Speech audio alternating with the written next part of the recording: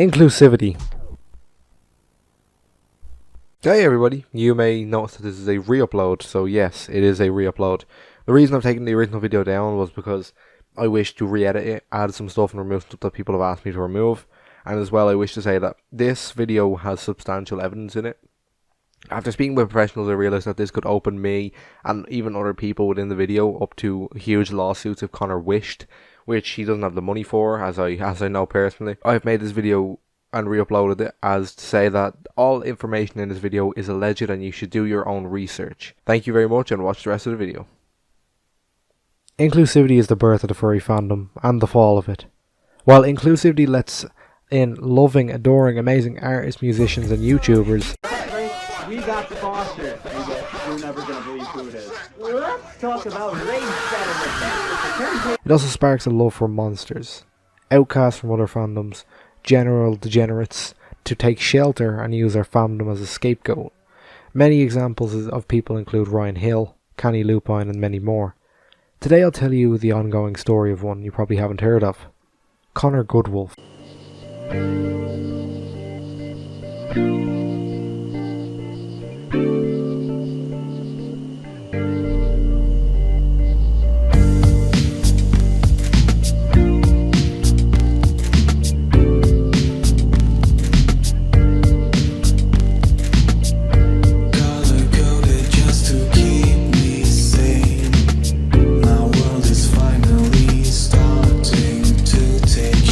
Connor GOODWOLF fell onto my radar after a friend of mine shared this post on Facebook. Lamau, this fool thinks he can claim Kida. Here's a link to all the dirt on him. Please check the link.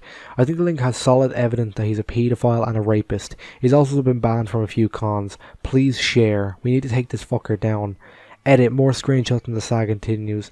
More likes proving as he's a pedo/rapist. Check all links. This one by Jakura Fox lists all of the evidence on his sex cult he calls the Wolfpack, and his roommate Jason Sheeby fully supporting Connor's actions. And this is where the rabbit hole begun. So I begun my investigation, taking a deep look into Connor GOODWOLF's background. Connor GOODWOLF himself ended up leading me to his Kiwi farm page. A much more in-depth look to this man. Connor himself seems to be a successful person from what his Telegram shows and his LinkedIn. Oh wow, pretty impressive. Because Connor's poor social skills earned him an Encyclopedia Dramatica page. If you don't know what that is, it's an encyclopedia of the worst people, basically mocking them, and he actually managed to get his ED taken down because he was owed a favour by ED admins apparently. His page link now redirects to the word furfag. Connor also has his own Wikifur page. Oh wow, he also edits it himself. He runs his own business under his name, 5-star Google reviews, which are made by him.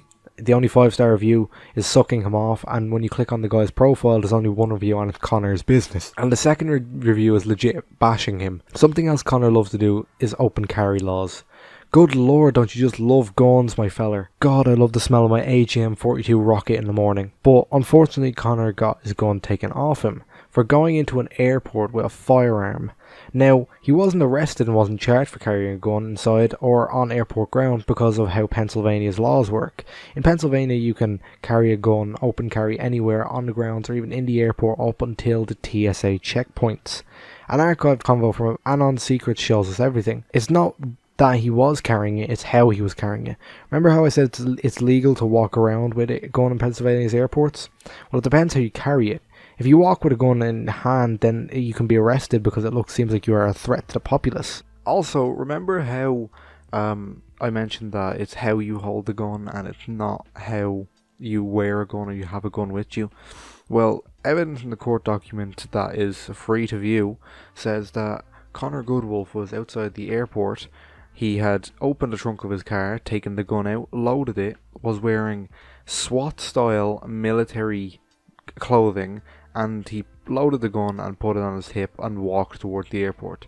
Now, if that doesn't scream terrorist to anyone else, then what is wrong with you? Also, he was banned from Anthrocon for the exact same reason. Good, now you have some background on him. Something else he loves to do is harass people to no end, and this brings me to my next point. Anyone who speaks out about Connor gets harassed into silence, and this is where it brings me back to Facebook post I found. Connor loves to mess with people. He uses alt accounts to spy, then commenting something to piss everybody off.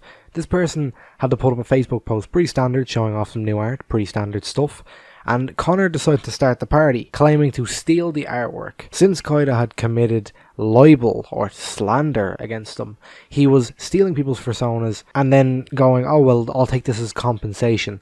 And also, libel and slander had not been committed by Kida at all, but okay. And then, which isn't libel or slander. We have ample evidence as well. The definition of libel is a published false statement that is damaging one person's reputation, a written defamation. None of this is false, Connor. You did all these things I've mentioned before and the stuff that I will mention further. He has this account named GOODWOLF that spams the same copy-paste paragraph of how he can take someone's persona as compensation. You can't do that. You need to go to court for it to become any sort of legal tender. Using his logic, I can go into a supermarket, say the cashier defamed me, now I can take all of this $200 of food and drink as compensation. I can't because it's not legal tender, you idiot. Another case of Connor's harassment is when a person was actually trying to fix their bike. Connor began texting them, being flirty with them. He offered to buy everything needed and to do it all for free. This is what Connor does to have sex with people. I can provide a service to her for free of cost. He does the same. Then he guilts the girls into having sex with him. He tried to message this with someone. After that they blocked him, which happened rightfully so.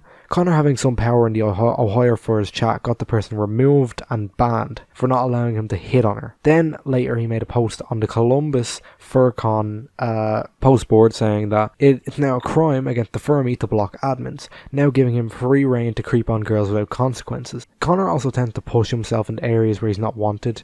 A girl created a GoFundMe while being pregnant, which is fully okay, and I see no problem with it. Connor didn't see it this way and began to harass her, saying that you should delete the GoFundMe. A suit is certainly not an emergency. If you can't save for a suit, then I don't recommend you keep the fetus growing inside of you, since the expense is much more than the cost of fursuit. And you should fuck off. I'm tired of people telling me what to do or need to do. I am me and I make my own decisions. Then I recommend you abort the fetus. Don't place your bad decisions making on another life. The person also got another message from someone, or another alt account is his named John Hancock. You're a good lulz cow. I seen your journal posted on 8chan. You should terminate the hellspawn. You shouldn't have kids. How do you do, fellow kids? What? Connor GOODWOLF also managed to get her account restricted when she attempted to speak out about the horrific things that he was doing. He did so using Facebook's broken-ass report system, forcing the woman into silence by using his alt account to mass report the post. Most of the screenshots read that the child should be aborted because she's not fit to bring it into this world, since she's online creating a GoFundMe for her fursuit. Connor GOODWOLF is a full-on incel. Now this brings me to the darkest segment. Connor GOODWOLF is a groomer and a rapist. I can say that because there's ample evidence pointing towards it. I'll speak about the grooming first. Connor has been known to prey on minors, but he's currently sitting at a PC wondering how to sue me. It's not slander if I show evidence of what you've been doing. This is more than enough evidence for it to be slander. This is the killing blow for me. This conversation between Connor and a 16-year-old. He was very manipulative in the sense that I was too young to really think about what I was doing. He wasn't awful to me, but in hindsight, he was very inappropriate with me. I should have done more to stand up for myself. Did it seem like he was coming on to you? Yes. And how old were you at the time of him doing this? This isn't going to go on the write-up. Please don't. I wish it.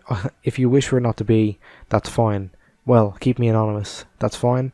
How old were you at the same time? 15 to 16 at this time. You're 18 now, correct? He originally tried to pressure me into going to a nudist meet with him and much older gay/boy men. He repeatedly called me jailbait. It made me very uncomfortable, and I didn't say anything definitive, so it was partially my fault that it continued. I'm pretty sure the resort you went to was 18 plus anyway, so you would have had to lie about your age, and she is now 18. He asked to bring a 16-year-old to a nudist colony. That is truly vile, and the funniest thing and the most ironic thing to me is Connor GOODWOLF runs a pedo hunting group called the Canine Centuries. Another one is the case of Savannah. Savannah was the unfortunate victim of Connor's alleged sexual assault. I've seen she said that she awoke with him on top of him. This isn't also hearsay. PAC member and one of Connor's friends, Mr. Jason Rollins, confirmed that Connor was pressuring him and almost forcing both of them to perform sexual acts on each other. That's where he done it, and as Savannah retold him, he forced himself on her while she was asleep to make sure he didn't have much resistance. This is fucking vile, and I pray to see as many people as see this. We need to get rid of this person, yet we fall deeper and darker, further down the rabbit hole. This is the darkest story I've heard regarding this scumbag. One of the first users mentioned, and it was the first person I got in contact with. She's also the one who wrote the Google Doc to be aware of him, and down the bottom was a personal anecdote that I'll read out to you. I'll let you know personally that this turned my stomach when I read it, and it made me filled with rage. I'm not a violent person, but I would have done a lot of things to the culprit after reading this. I'll read it out for you. It's quite a long one, so you might want to get some popcorn. This is what was written down the bottom of the Google Doc. Edit, May 2020. Since his recent harassment and attempt to steal OCs, I've decided to no longer hide what he has done to me while in Connor's household. I lived with him for the better part of 2 years and was only evicted when I called him out on his shitty behaviour. In January 2016, I was in Connor's official Ohio Furries chat.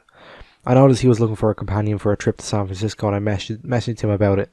At the time I was living in NKY with my current boyfriend and had a job at the airport. He manipulated me around and eventually convinced me to lie to my boyfriend and leave with him for SF. I never went back except for to get my remainder of things when I broke up with my boyfriend in the worst way. I still feel awful to this day. Connor provided me with an allowance and bought me expensive gifts while in San Francisco. Took me out touring the city and was an overall very pleasant experience. I had no idea what I was in for, however. When we returned, I was provided a job with Chibi's place of employment and was given my own room and a bed. At the time, I thought everything was going wonderfully. I had no idea he was manipulating me to say things I didn't mean. For a long time, I was love blind and focused on the fact that he provided me with the physical love when no one else would. From then on, I was convinced to join the pack, forced into polyamory, which is what I found out I later am, but left that behind for my current boyfriend, and was pushed into a relationship and to have intercourse with Chibi. I had no attraction to Chibi at all, but I did if it meant keeping Connor. Sometime in that summer I broke my ankle at work and was rendered unable to work until it healed, but that's when things began to spiral down, and I had no idea. Over that winter and into the next summer I had experienced health problems, mental and physical. I gained weight and was unable to work. We later discovered issues stemmed from autoimmune problems and extreme anxiety and depression. Connor offered me zero mental and physical reassurance.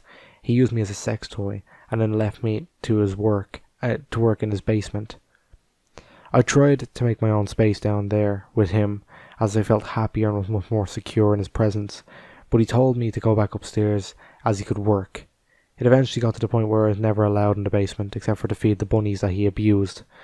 They were in small 2-tier cages, no solid ground, meant to be used for breeding, not food. I wouldn't be shocked if they are dead now. He killed a litter of bunnies to eat, one of which I was very attached to and he wouldn't let me keep, and never prepared them for consumption, so they just laid to rot in the bottom of his fridge. Not freezer, fridge. I was forced to do yard work to prep for his brand new hot tub when I was clearly very sick and had to pay someone to finish it for me. Near the tail end of my stay, I started to become an anxious mess. Connor was paying less and less attention to me, and it was causing me extreme mental distress. This is when he locked me out of his basement workplace, where he would eat, sleep, and spend nearly 100% of his time. He claimed he fell out of love with me because I had gained weight, and that was not my fault. I gained 40 pounds in a year due to my autoimmune problems, and that he refused to acknowledge. I had no idea at the time what was wrong, minus a high white blood cell count, 15k WBC count from the blood test. He started having more sex with Chibi and Chandra, his other pack interest, than me. It was wearing me down. I would vomit from stress cleaning, literally going crazy because of his lack of empathy towards me. Eventually I snapped and called him out at Antro, Ohio 2017. He kicked me out, issuing an eviction notice 3 days. Not legal. I left with no hesitation. I had issues keeping a place afterwards because of my sickness and inability to work, and I got back to the point where I had to move back to NKY with my parents. Connor lied to me, manipulated me, convinced me to do horrible things to the people around me and those I once loved. Once found he had no use for me, I was kicked out to the curb. It's like some sort of broken sex toy. Do not let this man get away with his actions. He is sick and a twisted individual. This person left everything behind to be with him. He treats a human being like this, let alone animals that were also mentioned. The reason I left this at the end is purely because of how vile this story is. And I don't do this for the views. I wish to let this person be known to the community as the scumbag he is. The people who's silenced will no longer be silent. Thank you to all who's watched this. To everyone he's ever harmed, I'm deeply sorry, and it's awful that you guys even had to go through with that, or go anywhere near it. It's awful to think that you guys had to share the same planet as this person after what he's done. Thank you, and goodbye. I'm not going to give a special outro, and if I ever receive any sort of monetization on this channel, this video will be unmonetized fully by me. Please go show support to the post I've linked down below. Any bit of support will help the people involved. Thank you, and goodbye.